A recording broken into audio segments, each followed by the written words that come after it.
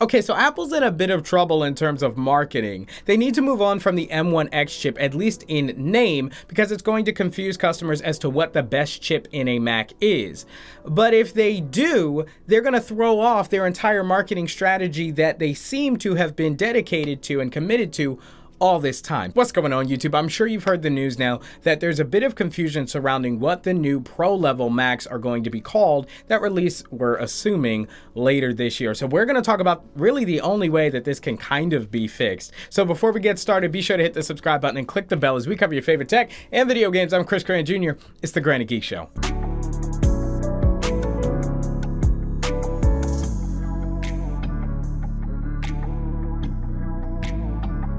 All right, so at the end of last year / the beginning of this year, it seemed Apple had their naming strategy and their marketing scheme down packed, like on lock. They had their lighter color palettes for their consumer level products, the M series, and then they had the X variant of the M series and your space gray, black, and white colors for your Pro level products, MacBook Pro, Mac Mini Pro, iMac Pro, and even the Mac Pro.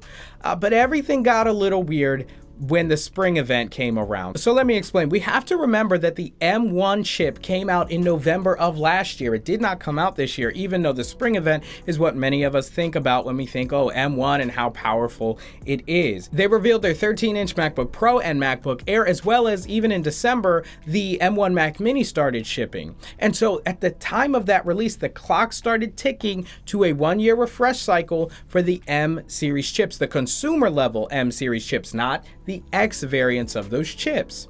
And so spring comes around, we get a new event, and they release more M series chips. So now this is when I think the confusion started happening, because now we have 2-year cycles beginning for consumer level products, M series chips. And so then everyone's eyes started looking to WWDC. Okay, this is when we're going to get the Pro level stuff. So everything will be refreshed in the spring and in the summer. But then that didn't happen, as we all know. And so all eyes started looking forward to the end of the year. And this is when things began to get really messy. See, we had all assumed that these chips would be called the X variant of the M1 chip, or M1X.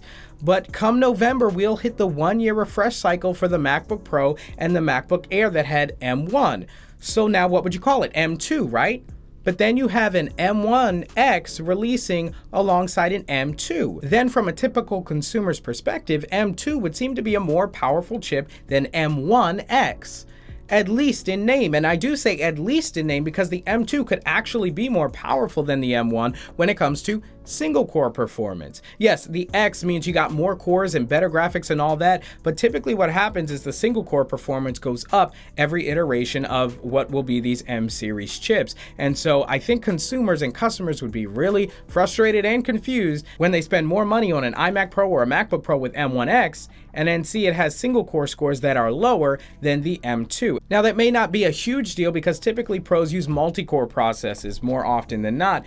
We still want the best of the best. We want the best single core and multi-core score. And if they're being released side by side, it's going to create some confusion because we don't want to be looking over at people with M2 and they're, opening up web browsers and mail and like single core tasks faster than we are on our machine that costs 2 to 3 times the amount. So yes, the door is pretty much closed on M1X, I would think. So then what are your options? You got to go with M2X, right? To make it crystal clear that the MacBook Pros, iMac Pros, Mac Mini Pros released in 2021 are more powerful than the M series chips that are in the consumer level products that released in 2021, right? Because you have to remember the last real Pro devices, the 16-inch MacBook Pros, came out in what, like November of 2019. So come November of this year, when we're expecting to possibly see these devices, it'll have been 2 years since the Pros got a real Pro device. We have yet to see Apple Silicon in Pro form in any device. So with all that laid out, here's the problem they now face at the end of the year. You have the 1-year refresh cycle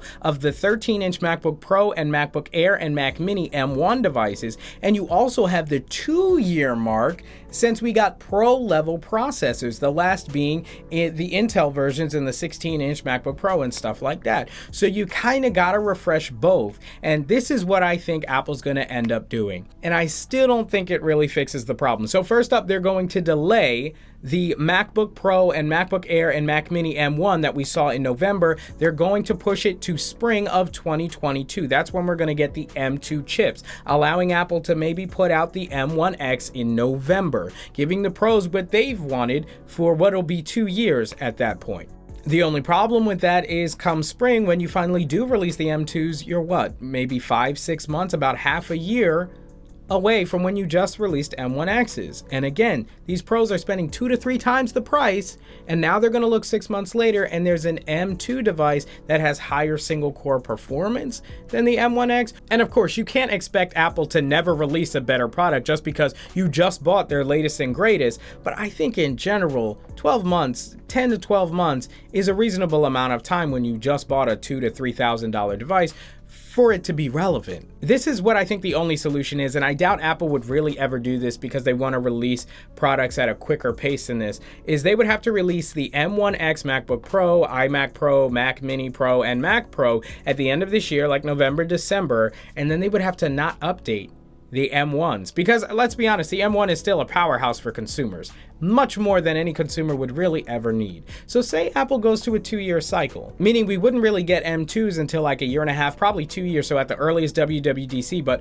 more likely November of 2022, allowing the M1X to reign supreme as the king for an entire year, at least from November to November. Then when you update them all in November at the end of 2022, you can upgrade the M1 to the M2 and the M1X to the M2X. That would perfectly sync up. It would allow the Apple M1X series chips to always be on top in their release year, not being bested in any way by any regular M series chip, and it would remove a whole bunch of confusion that it seems that they're creating with the delays and releases and M1 and no M1X, and are we getting a Pro device or maybe not, and color palettes and this and that. The iPad Pro came out with the iMac. The iMac was consumer, the iPad Pro says Pro, but it has M1, so it's consumer, I guess. You see the confusion I'm talking about? Anyway, if you agree, be sure to hit me up with a comment down below and a like on the video if you're liking the video. I love chatting it up with you guys as always. I know it's been a slow week in terms of Apple news. A slow week. Longer than that, it's been like a slow month in terms of Apple news, but keeping the content coming as always. I got a ton of content that is waiting in the wings for me to just release kind of periodically to keep it going. So show your support by hitting the subscribe button and clicking the bell so you don't miss when I do upload videos. Just got some kind of notification. Just got another notification. Thank you all so much for watching. As always, I'm Chris Grant Jr. It's the Granny Geek Show.